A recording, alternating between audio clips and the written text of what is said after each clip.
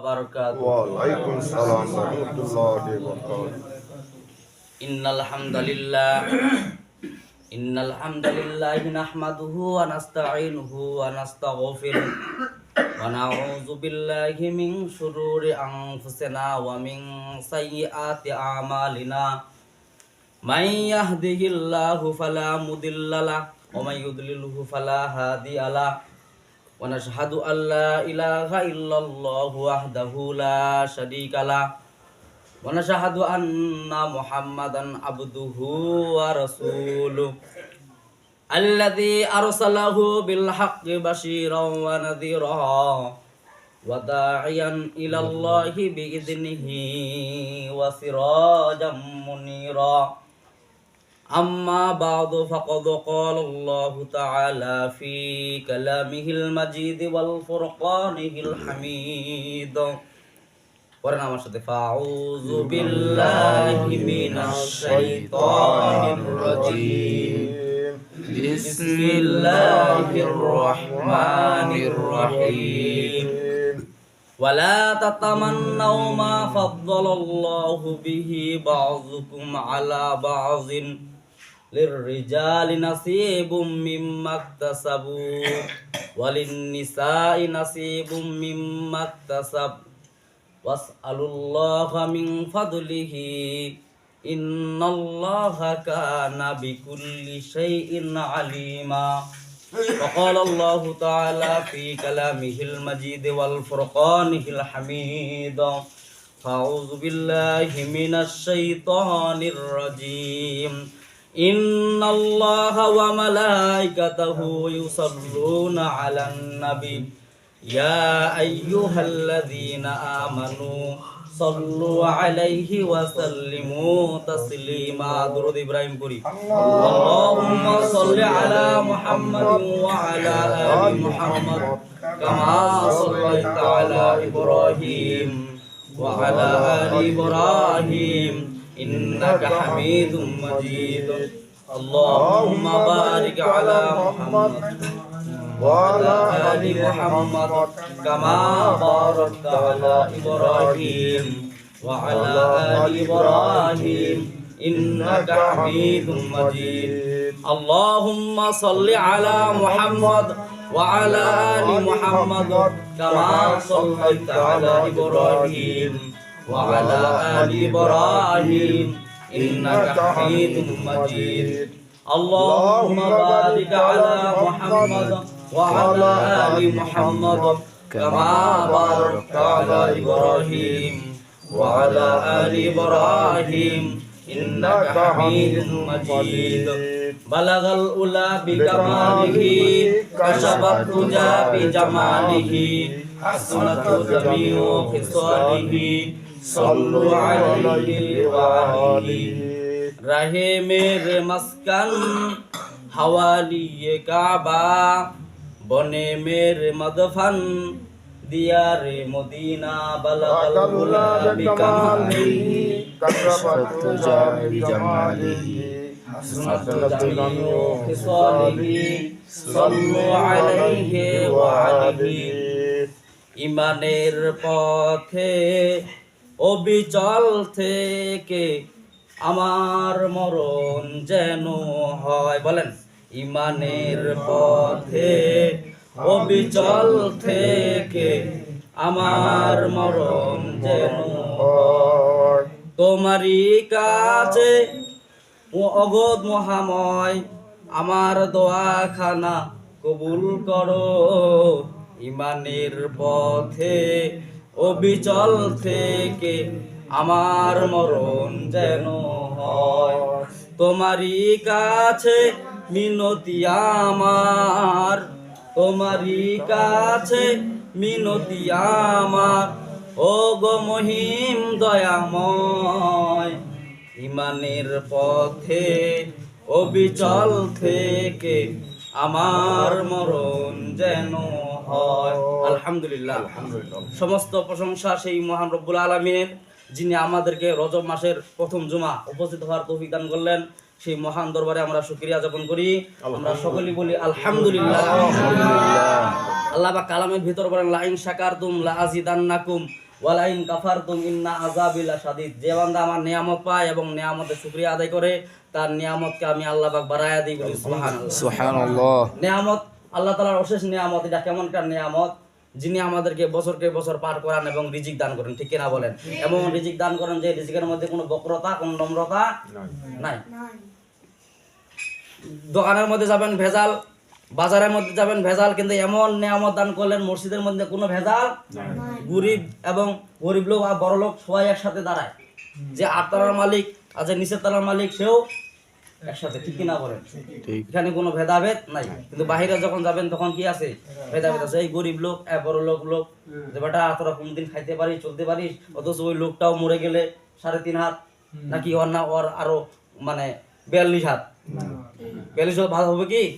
ওরও যেরকম কাপড়ের কাপড়, এরও কেমন একটা নিয়ামত, অশেষ নিয়ামত। আল্লাহ পাক বলেন যে আমি এই গরিব বান্দাকে যেরকম চোখ দান করেছি, বড়লোক ধনাঢ্য ব্যক্তিকেও একটা চোখের কত একটা নিয়ামত, একটা নাক, এটা কেমন একটা অশেষ নিয়ামত, একটা মুখ, এটা কেমন একটা অশেষ নিয়ামত। আল্লাহ পাক বলেন যে এই নিয়ামতে যদি তোমরা ডুবে থাকো তাহলে কি আমার শুকরিয়া যাপন করতে শেষ হয়ে যাবে? তাও শুকরিয়া শেষ হবে না। আল্লাহ তাআলা কেমন নিয়ামত। আল্লাহুম্মা সাল্লি সালাতান কামিলান ওয়া সাল্লি সালামান আলা মুহাম্মদ। একটু আওয়াজ করে বলি সকলে সাল্লাল্লাহু আলাইহি ওয়াসাল্লাম। আজকে জুমার খুতবার আলোচনা হইল নারীদের অধিকার। নারীদের অধিকার কি? নারীদেরকে যতই অধিকার দেন তারপরেও কি আল্লাহ পাক বেশি দিচ্ছে, তারপরে কত আমাদের সমান সমান দরকার। তার মানে কি বাজারে পুরুষও যায় নারীও যায়, বাজারে দোকান করে পুরুষও নারীও দোকান করে।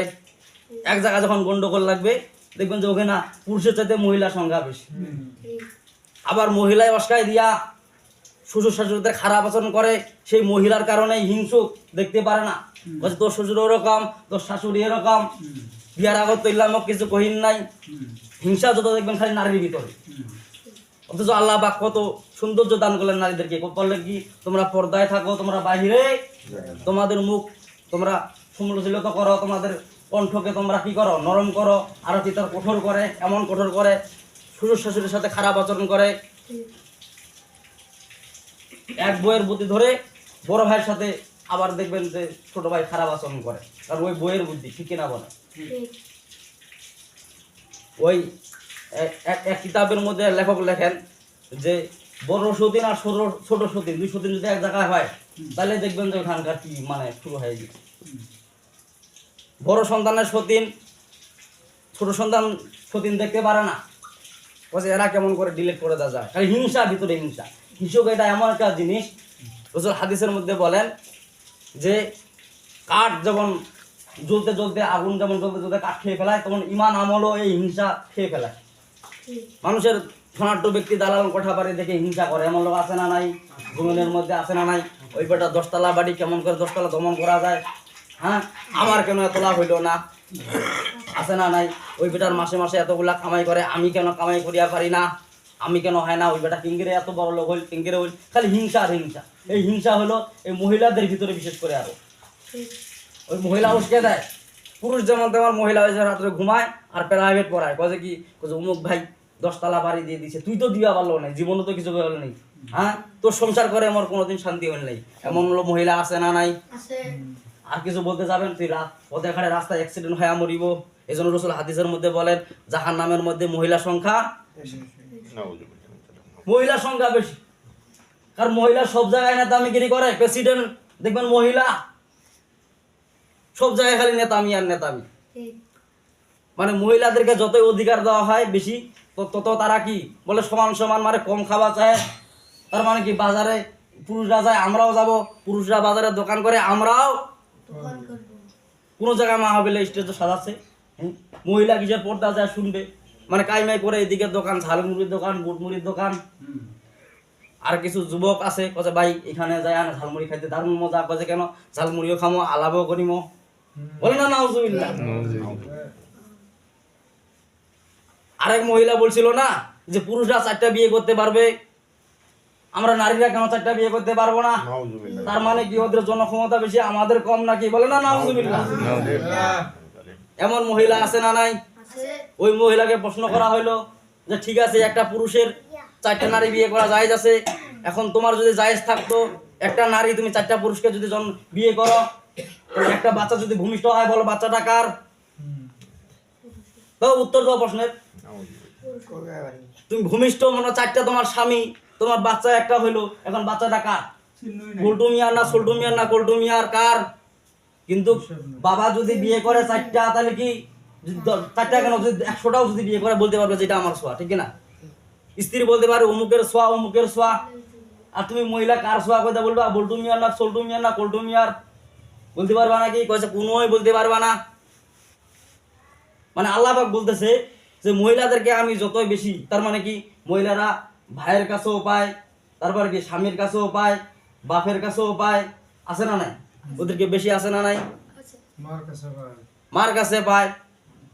এই যে আল্লাহ পাক এত মানে মর্যাদা দিলেন, আবার বললেন যে তোমরা সোনা, সোনা মানে কি? সোনা জিনিস কি মানুষ খুলে রাখে নাকি? সেটা আর গোপনে রাখে, ঠিক না বলেন? তালার উপরে তালা, তালার উপরে তালা, তালার উপরে তালা, কাজে এটার ভিতর কি রাখিছি? বলছে আমি সোনা রাখিছি, ঠিক না বলেন? আল্লাহ পাক সেই নারীদেরকে সোনা বললেন, তার মানে কি তোমরা পর্দা পর্দা করে থাকো, ঘরের ভিতরে থাকো, তোমাদের মাঠে ঘাটে যাওয়ার দরকার নাই। যতই মহিলারা মাঠে ঘাটে যায়, ততই আরো বেশি করে কি হয়? বেইজ্জত হয়, লাঞ্ছিত হয়। এক পুরুষ যেখানে যায় সেখানে দেখবেন যার 3-4 মহিলা আরো উস্কায় দেয়। কি করিয়া বললো, হ্যাঁ ফাটাং ফাটাং তো খুব কইয়া পারিস ঘরের ভিতর, কিন্তু বাইরে তো বড় ভাই তো কিছু কইয়া পারলো নাই, শ্বশুরও তো কিছু করতে পারলো নাই, কারণ জমিন মাপতেছে কিন্তু ওটা কিছু কইয়া পারলো নাই, ফটর ফটর করে মুহি তো তামান বকান বকিনু। এমন মহিলা আছে না নাই? মানে কি ওই মহিলার কারণে আপনি জাহান্নামে যাবেন, ঠিক কিনা বলেন? পুরুষের হিসাব পশু, পুরুষদের কাছে মহিলার হিসাব। হযরত সালমা রাদিয়াল্লাহু তাআলা আনহা বিশ্বনবীকে বলতেছেন, হুজুর পুরুষরা জিহাদের ময়দানে যায়, যুদ্ধ করে শহীদ হয়ে যায়, ওদের তো নেকির সংখ্যা বেশি। আবার মেরাজের ক্ষেত্রেও পুরুষদের 1/2 1/2, ঠিক না বলেন? পুরুষরা যদি 1/1 পায়, তার মানে 2/1 করে মহিলারা পায়, ঠিক না? আবার অনেকজন মহিলা দেয়ই না, আছে না নাই? বলছে মা, বলছে তোমাদের ভাইদেরকে আমি উল্লাহ জমি দিয়ে দিলাম, আর তোমাদের জন্য আমি মানে দোয়া করিব, কোনটা যায়? কয়ে হজত যায়। কেমন ব্যাপারই, আল্লাহ কাছে দিয়ে যায় তারপরে হজত যা, ঠিক কিনা বলেন? কারণ মহিলাদের সম্মান দিচ্ছেন আল্লাহ পাক, ঠিক কিনা বলেন?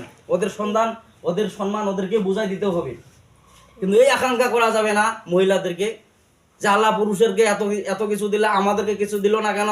যেমন সালমা রাদিয়াল্লাহু তাআলা বিশ্বনবীকে বলতেছেন, যা বলতেছেন হুজুর, সালমা রাদিয়াল্লাহু তাআলা নবীজির স্ত্রী, তিনি বলতেছেন হুজুর যুদ্ধের ময়দানে পুরুষরা জিহাদ করে, ওদের তো নেকির সংখ্যা বেশি হয়ে গেল, আমরা তো জিহাদ করিয়া পারি না, যুদ্ধ মারামারি করিয়া পারি না, ঠিক না বলে? আবার ভাগের ক্ষেত্রেও, মেরাজের ক্ষেত্রেও পুরুষদের 2/1 আমরা পাই, এটা কেমন হইলো? বিশ্বনবী যে বললেন যে তোমাদের কি এতই মানে প্রশ্ন, এতই ওজোর? তখন সালমা রাদিয়াল্লাহু তাআলা হ্যাঁ যে হুজুর আমাকে একটু তথ্য দেন বলেন। বিশ্বনবীজি বিকো হয়ে গেলেন, বিশ্বনবীজি গমগিন হয়ে গেলেন, পেরেশান দান করলেন। সাথে সাথে আল্লাহ পাক জিবরাইল আমিনকে পাঠিয়ে দিলেন, দিয়া সূরা নিসার 2 নম্বর আয়াত নাযিল করে দিলেন, বলে আল্লাহু আকবার। আল্লাহু আকবার। আল্লাহ পাক বলতেছেন, ওয়ালা তাতামান্নাউ মা ফাদ্দালাল্লাহু বিহি বাযুকুম আলা বাযিন, লিররিজালি নাসিবুম মিম্মা ইকতাসাবু ওয়ালিন-নিসাই নাসিবুম মিম্মা ইকতাসাবনা ওয়াসআলুল্লাহা মিন ফাদলিহি ইন্নাল্লাহা কানা বিকুল্লি শাইইন আলিমা। আল্লাহু আকবার। আল্লাহু আকবার। আল্লাহ পাক সূরা নিসার 2 নম্বর 32 নম্বর আয়াত নাযিল করে বলতেছেন, ওয়ালা তাতামান্নাউ মা ফাদ্দালাল্লাহু বিহি, ওয়ালা তাতামান্নাউ তোমরা লোভ করিও না, আকাঙ্ক্ষা করিও না, তামান্না করিও না, মা ফাদ্দালাল্লাহু বিহি বাযুকুম আলা বাযিন, যে আমি পুরুষদেরকে এত কিছু দিছি, মহিলাদেরকে কিছু দিই নাই, এরকম তোমরা আশঙ্কা করিও না ভিতরে। তার মানে কি? খালি হিংসা আর হিংসা, ঠিক না বলেন? অগমুক এত তালা দিছে, অগমুক অত তালা দিছে, আমার তো কিছুই দিল না। পুরুষদের মতো এরকম আছে না নাই? হ্যাঁ, মানে এরকম মানে আর কি, এক গরিব লোক জঙ্গলের মধ্যে কাঠ কাটতে গেছে, কাঠ কাটার সময় কাঠ কাটতে কাটতে হঠাৎ করে একটা মানে ওই একটা কি যেন একটা পাইছে, পাওয়ার পরে 2টা পুষ্টি পাথর মানে পাথর পাইছে, পাওয়ার পরে ঘষা দিল, বিশাল বড় একটা দৈত্য হা হা করে হাসা শুরু করে দিল। দৈত্য বলতেছে, বলো আমি তোমার কি উপকার করতে পারি, বলো তোমার আমি কি উপকার করতে পারি?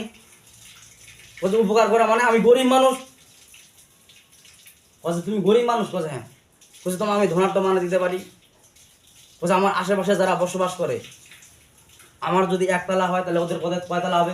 ওদের 2 তালা হবে। তো সর্বনাশ। হিংসুক কাকে বলে? মানে কাকড়ার জাত আর কি। কাকড়া জাত মানে কি, এক কাকড়া যখন সব কাকড়া যখন করতে থাকে, একটা কাকড়া যখন উঠতে চায়, তো এটার নাম মুহ আছো তুই থাক। এমন লোক আছে না নাই? মানে উপরে উঠতে কথা বলেন না কেন আপনারা? মানে উপরে উঠতে দিবে না আর কি। বলছে দরকার নাই, তুই আবার পাথরের ভিতর ঢুকে থাক।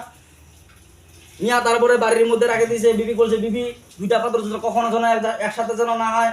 মহিলারা কয় সর্বনাশ। মানে বলতেছে, পাগল বলতেছে, এক পাগলক যায় বলতেছে যে নৌকা নাড়াইস না। পাগল কথা আমি জানিয়ে না যে নৌকা নাড়াবার লাগে, এটা তুই আমাকে স্মরণ করে ভালোই হয়েছে, যা ও তো আরো বেশি করে নৌকা ধরে। ঠিক না? মহিলারা ওরকম পাগল হয়ে যায়, যেটা জিনিস নিষেধ করবেন সেটা আরো বেশি করে করবে। ঠিক কিনা বলেন? এই মহিলা কি করছে, বলছে ওইটা নারীবার নিষেধ করে দিছে, কেন নারীবার নিষেধ করে দিলেন? ওটা তো বিবেক কাজ করে না। বাস ওই পাথর নিয়ে আনে, মারছে ঘষা। বিশাল বড় দৈত্য উপস্থিত। বললেন যে তোমার উপকার আমি কি করতে পারি? বোঝাই বেটা, গরিব মানুষ আমরা, দিন আনে দিন খাই, খুব কষ্টে থাকি। বলছে সব কষ্ট দূর হয়ে যাবে। বলছে কে? বলছে তোমাদের একতলা হবে বাড়ি, আর ওদের কাছে হোক দুইতলা হোক, সমস্যা নেই। একটু মহিলা মাঝি মানে ওদের দয়া আছে, কিন্তু স্বামীর প্রতি দয়া নাই, খালি হিংসা আছে ভিতরে। ঠিক না বলেন? সুদিনে সোয়ার প্রতি দয়া নাই, খালি হিংসা। কেমন করে পতন করা দেওয়া যায়। বুরকি ঘরে শোয়া এবং মেজো ঘরে শোয়া, সুটকি তামান খাওয়া চাহে, কিন্তু আল্লাহ পাক বলে যে না, খাইতে পারবা যার যেটা হোক সেটা সেই বুঝে পাবে। ঠিক কিনা বলেন? কোষ্টি বাজার কথা সর্বনাশ কথা, আমার একতলা তুমি পাকা করে দিয়ে দাও। এমন কাট করে যেতেছে, কিরে সর্বনাশ, সবার বাড়ি দোতলা হয়ে গেল কেমন করে? যাইতে যেতে খুঁজতে খুঁজতে কথা, আমার বাড়ি কোনটা? কথা ওই আমার বউ মনে হয় ওই পাথরের মধ্যে কথা ঘষা দিছে। যায় দেখে সর্বনাশ, একতলা কথা এই 2 লাখ কুম কান করলো। কছে কেন? বলছে পাথরে ঘষা দিল কেন? দেখবি সবার বাড়ি 2 তলা হয়ে গেছে, মোর বাড়ি 1 তলা, এটা কেমন দেখায়? এমন লোক আছে না নাই হিংসুক? মানে মানুষের ভালো দেখতে, মানুষের ভালোই দেখতে পারে না। এত না পিছিয়ে পিছিয়ে হুজুর ওয়াজ করে, সর্বনাশ। আমরা মুরব্বী মহিলা কিছু হইয়া পারি না। আরে বেটা ডিগ্রি অর্জন করে লেখাপড়া করে তারপরে কষ্টের ফলাফল দিচ্ছে। ঠিক কিনা বলেন? হ্যাঁ, মিজানুর রহমান আজহারি সারা বিশ্বে বয়ান করে, বয়স কিন্তু আপনার নাতির চাইতে কম। ঠিক কিনা বলেন? আমির হামদার ওই দেখেন ওই সাবজেক্ট সারা বিশ্বে সম্মান দেওয়ার মালিক কি? আল্লাহ বলতেছেন, এটা কুলিল্লাহুম্মা মালিকাল মুলকি তুতিল মুলকা মান তাশা ওয়া তানজিউল মুলকা মিম্মান তাশা ওয়া তুইজ্জু মান তাশা ওয়া তুযিল্লু মান তাশা বিয়াদিকাল খায়র ইন্নাকা আলা কুল্লি শাইইন কাদির। ইজ্জত দিবার মালিক আমি আল্লাহ এবং বেইজ্জত করার কি বলেন? আল্লাহ। ইজ্জত দেবার মালিক, ক্ষমতা আমি তোমাকে দিয়ে দিছি, ক্ষমতা অপব্যবহার করেছো, যার কারণে তোমাকে ভারতে পাঠাই দিছি। তার মানে কি? বেইজ্জত করার মালিকও আমি আল্লাহ এবং ইজ্জত দেওয়ার মালিকও আল্লাহ। যে করে ফুলার মালা চলে, সে জায়গায় আবার জুতারও ইজ্জত কার? সর্বনাশ। কয়েছে কি করলো? বলছে পাথর 2টা নিয়ে আয় রে তাড়াতাড়ি। বলছে কেন? বলছে এটা ঘষা দিব আরো। বলছে কেমন করে? পাথর 2টা বাইর করে নিয়ে আসছে, নিয়ে আনে মারছে ঘষা। আবার বিশাল বড় দত্ত হা হা করে হাসা শুরু করে দিল। সর্বনাশ। দত্ত বলতে যে আমি আপনাদের কি উপকার করতে পারি? বলছে দত্ত সাহেব, আমি যদি 1 তলা বাড়ি দিই, ওদের 2 তলা হবে, তাই না? বলছে হ্যাঁ। বলছে আমার একটা চোখ কানা করে দেন, তাহলে ওদের 2টা চোখ কানা হয়ে যাবে। এমন লোক আছে না নাই? না হাসির খোরাক নাই, এটা আসলে শিক্ষণীয় বিষয়। মানে হিংসুক ভাই, হিংসা মানে হিংসা করতে করতে কবরে যাবে, তাহলে হিংসা শেষ হবে না। মানে মানুষের ভালো মন্দ দেখতে পারে না। ঠিক কিনা বলেন? মানুষের খাবার দেখতে পারে না, ভালো খাবার দেখতে পারে না, মানুষের ঘুম দেখতে পারে না, মানুষের শরীর পরিচ্ছন্ন দেখতে পারে না। খালি কাজে এরাই খালি চলে, সারাদিন খালি খাটিতে মরো। আর এই বেটা করে এত কিংকের বড় লোক হয়ে গেল। আল্লাহ পাক বলেন তোমাকে নিম্ন শ্রেণী করে দিব আমি আল্লাহ পাক। আল্লাহ ভাই এই জন্য বলতেছেন, ওয়ালা তাতামান্নাউ মা ফাদ্দালাল্লাহু বিহি বাযুকুম আলা বাযিন লিররিজালি নাসিবুম মিম্মা ইকতাসাবু ওয়া লিন-নিসাই নাসিবুম মিম্মা ইকতাসাবনা ওয়াসআলুল্লাহা মিন ফাদলিহি ইন্নাল্লাহা কানা বিকুল্লি শাইইন আলিমা। আল্লাহু আকবার। আল্লাহ পাক বলেন, ওয়ালা তাতামান্নাউ মা ফাদ্দালাল্লাহু বিহি, আল্লাহ যাকে যেটা দান করেছে সেটা সেই উপযুক্ত। বলে সুবহানাল্লাহ। সুবহানাল্লাহ। লিররিজালি নাসিবুম মিম্মা ইকতাসাবু বলেন নিসাই নাসিবুম মিম্মা ইকতাসাবনা। তার মানে কি? পুরুষদেরকে আমি যে ধন সম্পদ দান করেছি, সেই পুরুষদের অংশ, সেই পুরুষদের কাছে আমি হিসাব নিব। বলেন নিসাই নাসিবুম মিম্মা ইকতাসাবনা। এবং আমি মহিলাদেরকে যে অংশ দিছি, তার মানে কি? সেই মহিলাদের অংশের কাছে আমি হিসাব নিব। ধনাঢ্য ব্যক্তি তুমি দেখতেছো হাহাকার, তুমি দেখতেছো অট্টালিকা বাড়ি, দেখবেন যে ওদের কাছে জিজ্ঞাসা করবেন, ওরা অনেক মুসিবতে আছে। গরিব মানুষ কোনো মুসিবতে নাই। এমন বড় বড় রোগ দেয় বড় বড় লোকদেরকে, যে রোগ কোনোদিন গরিব মানুষে দেখে না। একটা লোকে যায় দেখেছে যে মানে পা ফুলে আছে, এক ধনাঢ্য ব্যক্তি পা ফুলে আছে, একটা গরিব মানুষ বলে যে বাবা এই আপনার পা ফুলে আছে, এটা কি রোগ ধরছে, কি জন্য একটা রোগের নাম বললো, এক কথা আমার যদি এই রোগটা হইতো, তার মানে কি গরিব রোগেই চেনে না রোগ কাকে বলে, মনে হচ্ছে যে খুব ভালো। আসলে যা দেখেন ওদের টেনশন, যারা ধনাঢ্য বেশি, যারা 10 তলার বাড়ি তাদের আরো টেনশন বেশি, তাদের হিসাবও কিয়ামতের দিন কম হবে না বেশি হবে।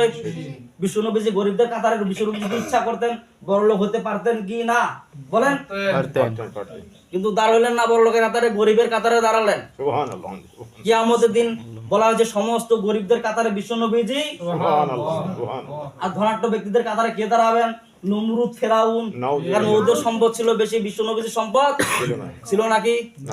বিশ্বনবীজি মসজিদের মধ্যে বয়ান করতেছেন, এক সাহাবী বলতেছে মসজিদের মধ্যে সম্পদ বন্টন হচ্ছে, সম্পদ, আল্লাহু আকবার বলেন না, আল্লাহু আকবার।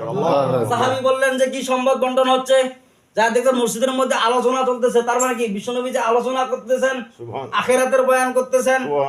যা জিজ্ঞাসা করলেন যে হুজুর আপনি আখিরাতের বয়ান করতেছেন, এটা আবার কেমন সম্পদ, বলছে এটাই হলো পরকালের সম্পদ, কোরআন হাদিস ইসলাম এটাই হলো পরকালের সম্পদ। পরকালের সম্পদ কি? ধনাঢ্য ব্যক্তি ধন সম্পদ এটা থাকবে পরকালে? সব কিছু ধুলির সাথে মিশিয়ে দিবে, যখন কিয়ামত হবে তখন ধুলির সাথে মিশিয়ে দিয়ে দিবে, ঠিক কিনা বলেন? যখন এই যে সূরা জিলজাল নাযিল হয়ে গেল, আল্লাহ পাক বলেন ইজা জুলজিলাতিল আরদু জিলজালাহা ওয়া আখরাজাতিল আরদু আসকালাহা, আল্লাহু আকবার। যখন জমিনটা ভূমিকম্পিত হবে, তার মানে কাঁপন শুরু করে দিবে সিঙ্গার, ইসরাফিল আলাইহিস সালামের সিঙ্গার ফুৎকারে, তখন সমস্ত জমিন থেকে কি সোনা রূপা মুক্তা সবকিছু অগলে দিয়ে দিবে। তাহলে আপনি কি ওগুলা নিতে পারবেন নাকি? কিয়ামত শুরু হয়ে গেছে, হাই উতাস, আপনি কি তুলার মতো উড়া শুরু করে দিয়ে দিবেন?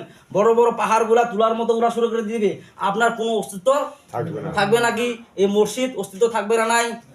আপনার বাড়ি যদি 10 তলা হয় 8 তলা হয়, তাহলে এই মসজিদটা আরো 42 তলা করার দরকার, কারণ কিয়ামতের দিন মসজিদ থাকবে কোনো আপনার বাড়ি থাকবে না। কিসের বড়াই দেখেন, আল্লাহ পাক এত সৌন্দর্য দান করছে, এত অর্থ লোক দান করছে, আমার তো দান করলো না, এগুলো আশঙ্কা করা যাবে?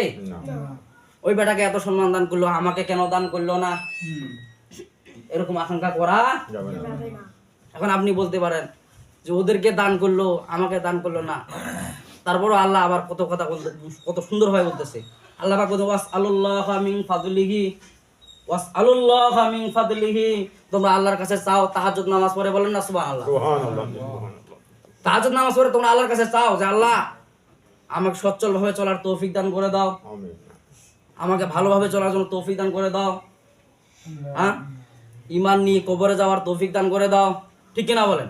এগুলো আল্লাহর কাছে আপনি চান। আল্লাহ বলতে ওয়াসআলুল্লাহা মিন ফাদলি, চাইতে তো কোনো দোষ নাই, ঠিক আছে। আর 10 তলা বাড়ি আপনি হিংসা করবেন না, আপনাকেও দিবে আল্লাহ, আপনি চেষ্টা করেন। ওয়াসআলুল্লাহা মিন ফাদলি, তার মানে কি আল্লাহর কাছে আপনি চান, আল্লাহ আপনাকে দিবে। কত সুন্দর আল্লাহ কোরআনের বর্ণনা দেখেন, সূরা নিসার 32 নম্বর আয়াত, আপনি তাফসীর খুলে দেখেন, ব্যাখ্যা দেখেন যে আল্লাহর কাছে আপনি কি চাবেন আর কি না চাবেন, আল্লাহ তাআলা সবকিছু বলতেছেন, ঠিক কি না বলেন? আল্লাহ বড় ধনাঢ্য ব্যক্তি তুমি দেখিও না, তুমি মাথা নিচে করো, নিম্নগামী ভাবে চলো, আমি তোমাকে দান করব, বলেন না সুবহানাল্লাহ। তারপরে তুমি আল্লাহর কাছে চাও কি চাও না, অনেক সময় আছে এই আল্লাহকে মেলা চাহিনু, আল্লাহ তো কিছুই আছে না নাই, এরকম লোক, এরকম গ্রুপের লোক আছে না নাই? খারাপ লোক লাগে তো ভালো সচ্ছল চলে আছে, মুই এত নম্র ভদ্র, তারপরে মুই ভালো চলিয়া পারো না, এমন লোক আছে না? আছে না নাই? কথা বলেন না কেন? এই কথা আল্লাহ বলতেছেন ইন্নাল্লাহা কানা বিকুল্লি শাইইন আলিমা, তার মানে কি ইন্নাল্লাহা, নিশ্চয় আল্লাহ তাআলা, কানা বিকুল্লি শাইইন আলিমা, তুমি কি করো না করো সবকিছু জানেন না? না জানেন? জানেন। দোয়া কোনোদিন মানুষের বিফলে যায় নাকি? যায় না। দোয়া ঠিকই কবুল হয়, যেটা আপনার জন্য প্রযোজ্য সেটাই আল্লাহ আপনাকে দান করে, আর যেটা আপনার জন্য প্রযোজ্য না, তার মানে কি আপনি উপস্থিত দেখতেছেন যে আমার এটা দিয়ে ভালো চলবে, কিন্তু ভবিষ্যৎকালে আপনার খারাপ আছে। আল্লাহ পাক বললেন যে আমি মানুষকে, বান্দাকে যখন যেটা দান করি, ভবিষ্যৎ দেখো আমি দান করি বলি সুবহানাল্লাহ, যেন ভালো, যেন ভবিষ্যতেও যেন ভালো চলতে পারে। আর উপস্থিত মানে কি, একজন বলতেছে যে হুজুর, যে একটা পাতলা একটা লোক বলতেছে যে হুজুর আমি ওষুধ খাইলাম, কছে কিসার, কছে হার্বাল চিকিৎসা, কছে কেমন চিকিৎসা, কছে ওইটা খাইলে স্বাস্থ্য হয় নাকি, কছে এমন খাওয়ান খাইছে, তারপর যখন বন্ধ করে দিয়ে দিছে মানে ওষুধ মেডিসিন বন্ধ করে দিছে, তখন আর খাবার মুখে রুচিও নষ্ট হয়ে গেছে এবং স্বাস্থ্য মানে উপস্থিত মানে আরো ভালো জিনিস দেখাবে, যেটা করো ওইটা করো। কিন্তু আল্লাহ তাআলা যখন স্বাস্থ্য দান করবে শরীরের মধ্যে, যেটা স্বাস্থ্য আর কি দান করবে আল্লাহ পাক, যেটা ফল ফলান বেশি করে খাবেন, ভিটামিন বেশি করে খাবেন, যে স্বাস্থ্য দান করবে স্থায়ী স্বাস্থ্য থাকবে, ঠিক কিনা বলেন? হারাম বন্ধা যারা অপচয় করে, হারাম বন্ধা যারা কামাই করে, তাদের দেখবেন ঘরটপ কি 8 তলা 20 তলা, কিন্তু ভাঙে দিতে সময় ভূমিকম্পের একটা কাম্বল নিতে তো আপনার 10 তলা কোথায় চলে যাবে, কোন নিশ্চয়তা আছে নাকি? ওই যে রানা প্লাজা আছে, রানা প্লাজা আছে না নাই, গার্মেন্টস রানা প্লাজা ঢাকার ওদিক, শুনছেন না শুনছেন আপনারা জানেন না? দাবাই দিয়ে দিছে মাটি তোলে, কার খেলা? আল্লাহ তা আল্লাহ পাক আমাদেরকে সবাইকে আমল করার তৌফিক দান করুক। আর আরেকটা জিনিস, এই যে এখানে একটা মানে একটা চিঠি আছে এখানে, মানে ডক্টর শফিকুর রহমান, উনি 30শে ডিসেম্বর এই যে আমাদের বড় মাঠে আসতেছেন। ঠাকুরে হ্যাঁ, আমাদের আপনাদের সবাইকে আমন্ত্রিত, মানে উনি দিয়ে গেছেন ওই যে আমাদের এই বুখারি হুজুর, উনি দিয়ে গেছে যে আপনি এটা বলার জন্য, আপনাদের সবাইকে বলার জন্য, মানে তিনি বলতে চায়